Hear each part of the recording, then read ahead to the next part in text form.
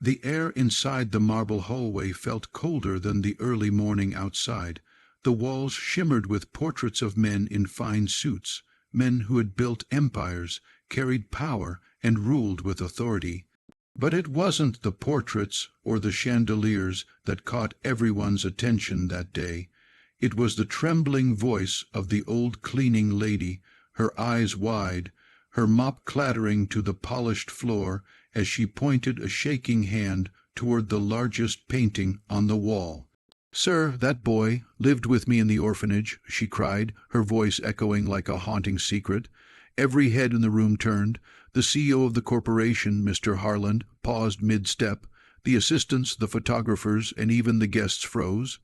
On the wall hung the grand portrait of Adrian Cross, the youngest billionaire in the country, known for his cold demeanor, ruthless success, and distant, unreadable eyes.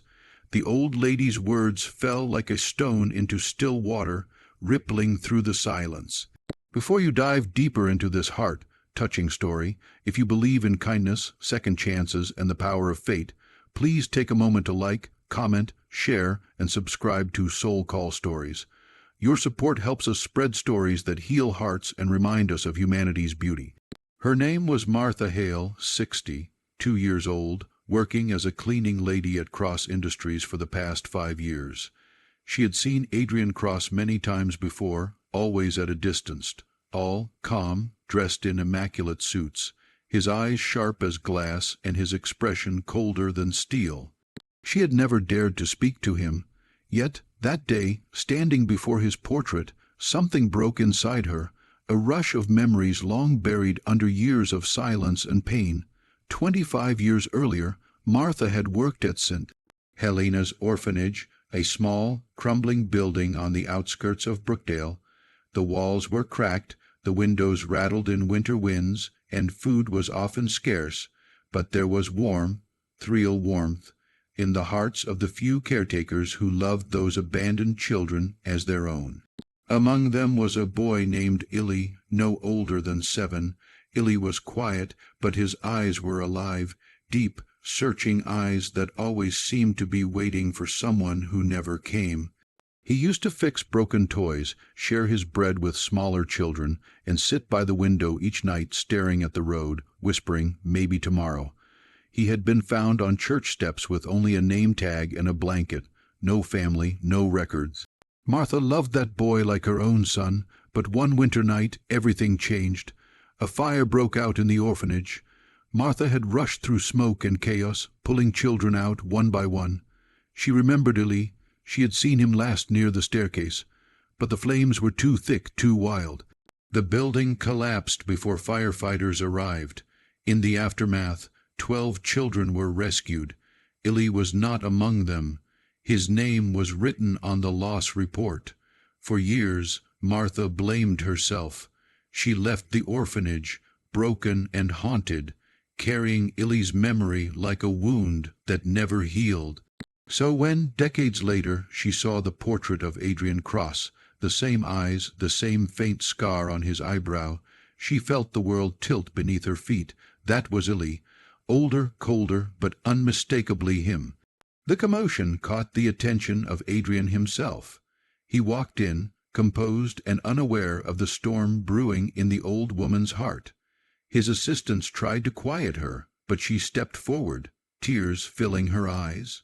"Sir," she said softly, voice trembling, "you're Illy, aren't you? St. Helena's Orphanage, 1998. You were just a boy." The room fell silent. Adrian's expression hardened.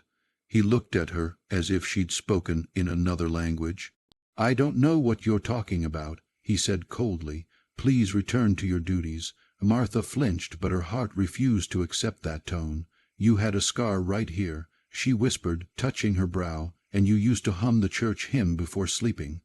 Adrian froze for a fraction of a second, so brief that only Martha noticed, but then he turned away.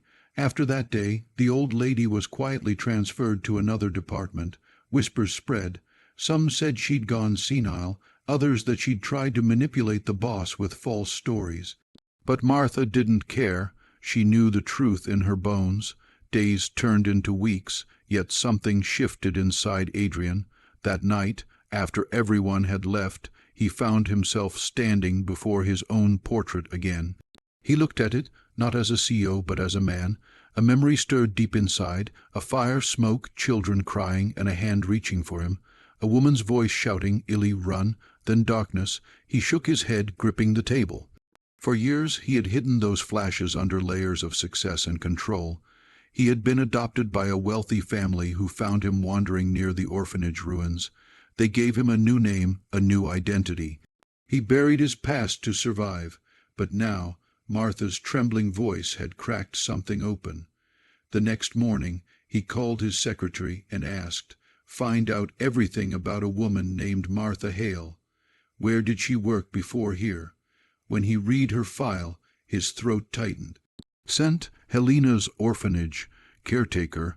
The fire date matched his buried memories. He sat in silence for a long time. Then, without telling anyone, he drove to the outskirts of Brookdale, the place he hadn't seen in 25 years. The orphanage was gone now, replaced by an empty lot. A rusted church bell lay half, buried in grass. He stood there for hours, the wind cold on his face, until he felt something stir inside him, a warmth, faint but real. That night, for the first time in decades, Adrian Cross couldn't sleep. The next day he visited the janitorial office where Martha worked. When she saw him enter, she froze, her hands trembling over her broom. He looked at her quietly, no guards, no assistants, just him. "You were right," he said softly. "I remember now." Martha covered her mouth, tears spilling instantly. He stepped closer, his eyes gentler than she'd ever seen them. "I thought everyone was gone. They told me no one survived. I ran that night and woke up in the hospital. Then they took me away." She sobbed quietly, shaking her head. "Oh, Illy, I searched for years. I thought I lost you forever." He reached out and held her hands. For a long moment neither spoke. The years between them melted into that silence, the lost time, the unspoken pain, the love that had somehow survived. "I don't know how to thank you," Adrian said. "Everything I am today, I built it from a void. I didn't know what love was, but now I remember who gave it to me." Martha smiled through her tears. "Then promise me one thing," she whispered.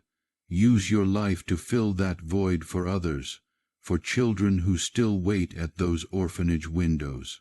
Adrian nodded. "I will." Months passed. Then news spread across the country. The billionaire Adrian Cross had announced the creation of the Helena Foundation, named after the orphanage that raised him.